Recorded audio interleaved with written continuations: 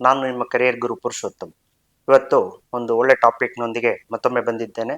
ನೋಡಿ, ಈ topic stop choosing careers based on the salary alone ಅಂತ.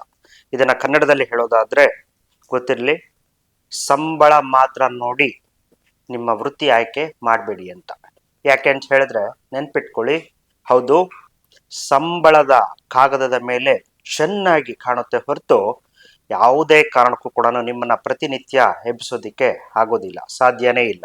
ಯಾಕೆಂದ್ರೆ ಪ್ರಾರಂಭಿಕ ಹಂತದಲ್ಲಿ ಸಂಬಳ ಹೆಚ್ಚಿದೆ ಅಂತ ಹೇಳಿ ನೀವು ಎಲ್ಲೋ ಹೋಗಿ ಸೇರ್ಕೊಂಡಿರ್ಬೋದು, ಯಾವುದೋ ಕೆಲಸಕ್ಕೆ ಸೇರ್ಕೊಂಡಿರ್ಬೋದು.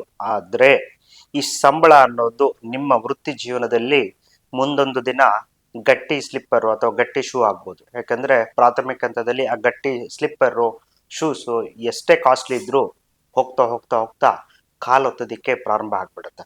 ಅವಾಗ ನೀವು ಯಾಕಾದ್ರೂ ಈ ಕೆಲಸಕ್ಕೆ ಬನ್ನ ಅಂತ ನಿಮಗೆ ಅನಿಸ್ಬಾರ್ದು. ಕಾರಣ ಏನಪ್ಪಾ ಅಂತ ಹೇಳಿದ್ರೆ, ದೀರ್ಘಕಾಲಕ್ಕೆ ಇನ್ನು ಮುಖ್ಯವಾಗಿ ನೀವು 3 ವಿಚಾರಗಳನ್ನ ನೆನಪಿಟ್ಕೊಂಡು ನಿಮ್ಮ ಕೆರಿಯರ್ನ ಚೂಸ್ ಮಾಡಿ. ಮೊದಲನೇದು ಶಕ್ತಿ. ನೀವು ಕೆಲಸ ಮಾಡೋದಕ್ಕೆ ಪ್ರಾರಂಭ ಆದಾಗ ನಿಮ್ಮ ಶಕ್ತಿ ದುಪ್ಪಟ್ಟಾಗಬೇಕು, 3 ಪಟ್ಟು ಆಗ್ಬೇಕು, 4 ಪಟ್ಟು ಆಗ್ಬೇಕು. ಅಂದ್ರೆ ನಿಜವಾಗ್ಲೂ ನೀನು ಪ್ರೀತಿ ಮಾಡ್ತಾ ಇದೀಯ ಅಂತ ಹೇಳಿದ್ರೆ ಆ ಒಂದು ಕೆಲಸ ನಿನಗೆ ಹೆಚ್ಚು ಹೆಚ್ಚು ಶಕ್ತಿಯನ್ನ ಕೊಡುತ್ತೆ. ಹಾಗಾಗಿ ಅಂತ ಒಂದನ್ನ ನೀವು ಫಾಲೋ ಮಾಡ್ಬೇಕಾಗತ್ತೆ. ಬೆಳವಣಿಗೆಗೆ ಅವಕಾಶ ಇರಲೇಬೇಕು. ನಿರಂತರವಾದ ಬೆಳವಣಿಗೆಗೆ ನೀವು ನಿಮ್ಮ ಕೌಶಲ್ಯಗಳ ಅಭಿವೃದ್ಧಿಗೆ ಟೈಮ್ ಕೊಡ್ಲೇಬೇಕಾಗತ್ತೆ.